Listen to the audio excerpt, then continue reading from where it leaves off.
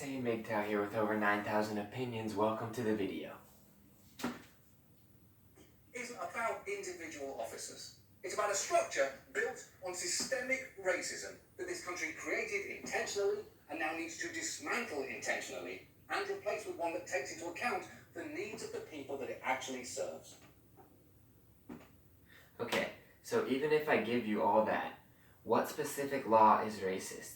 Let's get rid of it together. Why are we not talking about those right now, if they exist? Like, I get that John has been talking for a long time about all the crappy and yes, even racist things that cops have been doing, like the unions and the predator training and the Christmas tree. But there wasn't a law written that cops should make racist Christmas trees. There isn't, or are allowed to do that.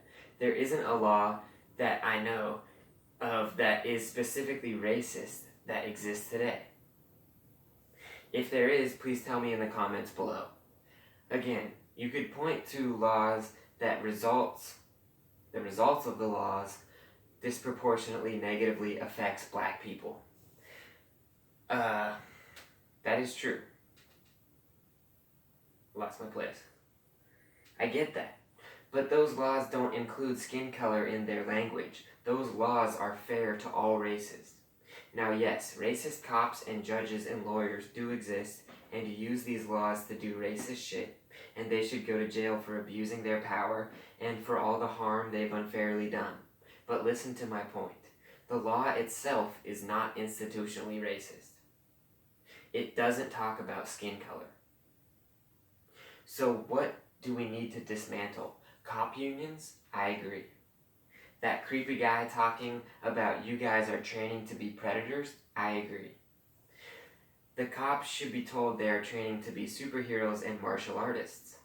Should we dismantle a lot of the justice system and parts of cop departments? Yes. But not just because it helps black people. Because it will help everyone. Were we built on institutional racism? Yes. I would say that. Partly. But now, ever since the late 80s maybe, all races and sexes have been on equal footing as far as the law is concerned, and that's just #facts. Now yes, Harvard has been discriminating against Asians, and affirmative action is judging people on their skin color today.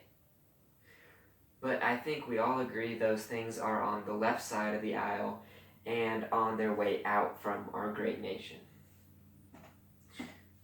And this is going to take sustained pressure and attention over a long period of time from all of us.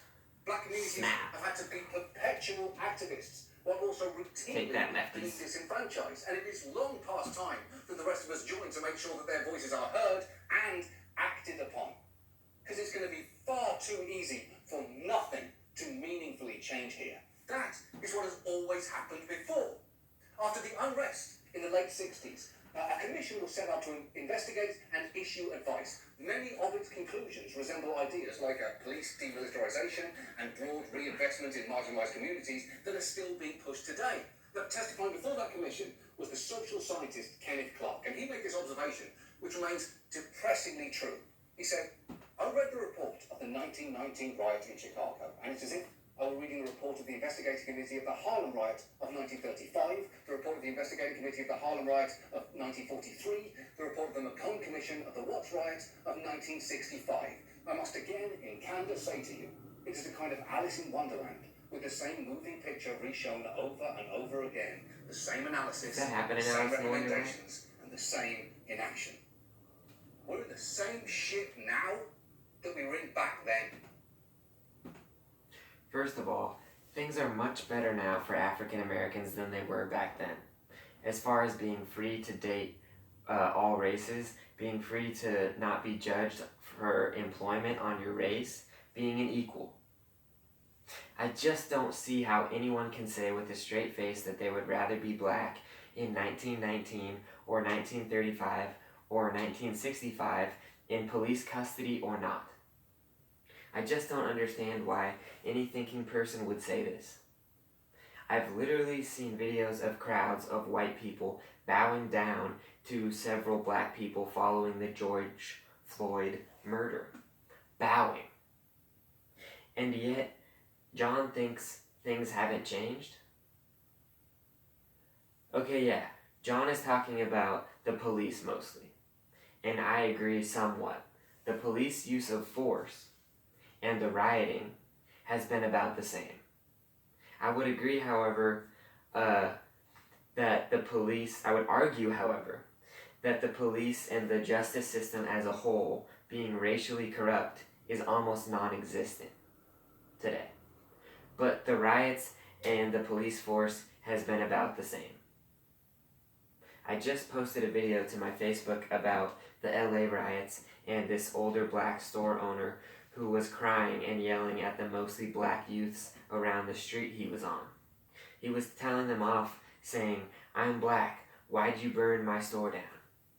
Why are you out here causing all this trouble?" Basically, he was calling them out, saying they don't really care and they are just messing things up. And that's my same thoughts and the thoughts of the store owners in 2020, who also have been recorded crying and saying, if Black Lives Matter, why are they burning all the stores that I and other black people go to? Why are they burning businesses that we work at and own? It's the same thing on repeat. One reason is because the violent-ass cops and racists have been able to say, look, you see, all that rioting and chaos? That needs a stern force to combat. And then we wonder why the police is a stern force. Look, the fact is, both things are wrong. Both things need reform. And I'm not blaming rioters for police violence, completely. I'm just saying that they perpetuate the notion that police need to be militarized. Because look at that unruly mob that just shot a guy. That's what Jesus and Gandhi and MLK figured out. I thought we all got through 3rd grade. Social change has to be organized and 100% nonviolent to succeed. Or 99.9% nonviolent. Does the police need reform? Yes, big time. How we can do it is get more people involved in voting. And or we have peaceful protests with the right message. Now, after George Floyd, were there peaceful protests? Yes, and that helped. But there wasn't enough shaming of the riots and looting. That's my point.